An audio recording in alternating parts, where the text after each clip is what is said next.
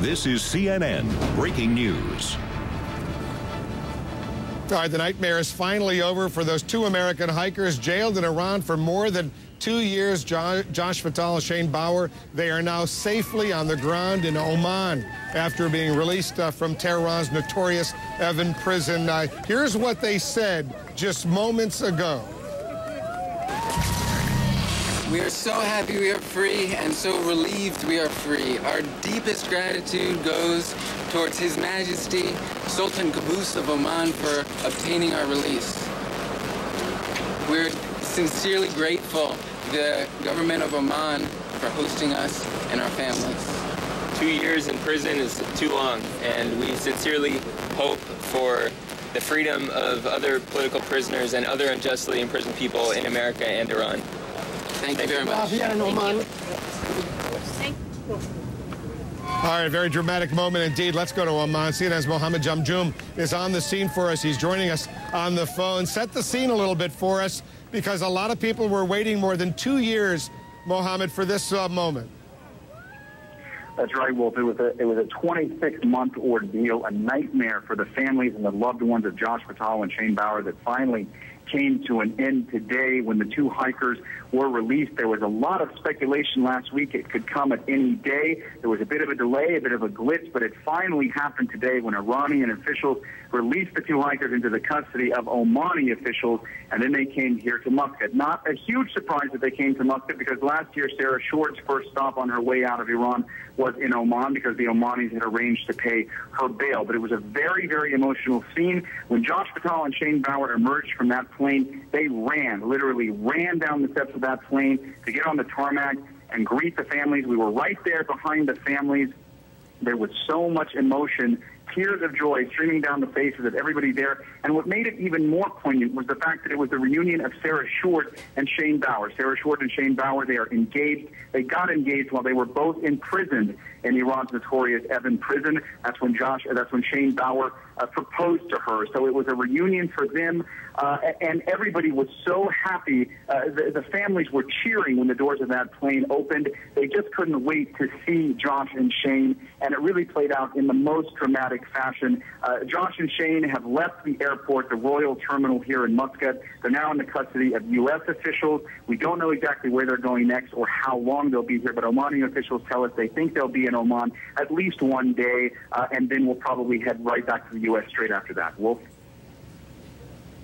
Do we know, Mohammed, if doctors are taking a look at both of these young men to make sure that they're okay? Is that just standard operating procedure when they get out of a prison like the one they were in Iran for more than 2 years?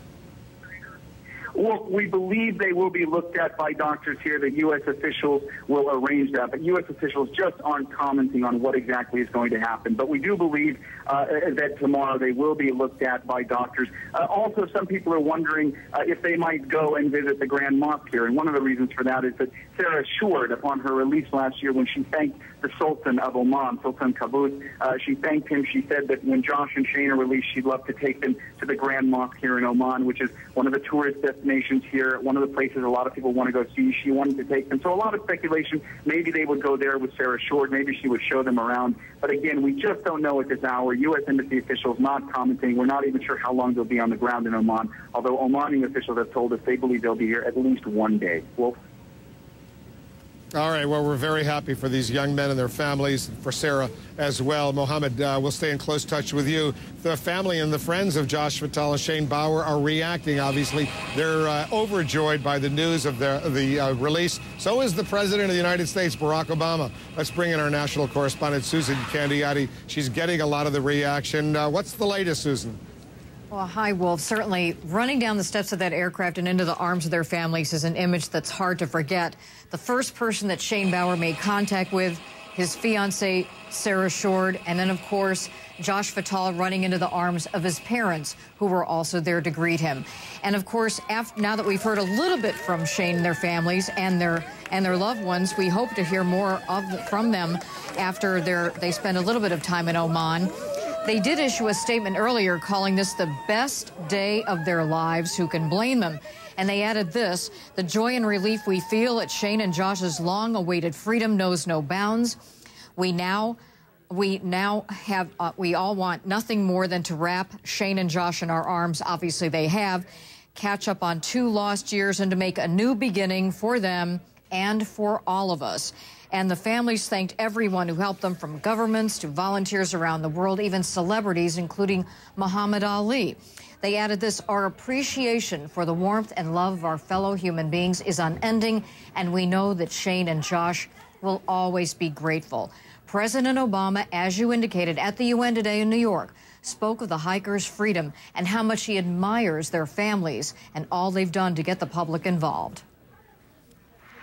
Wonderful news about the hikers. We are thrilled, and I could not feel better for their families and those moms who we've been in close contact with. It's a wonderful day for them and for us.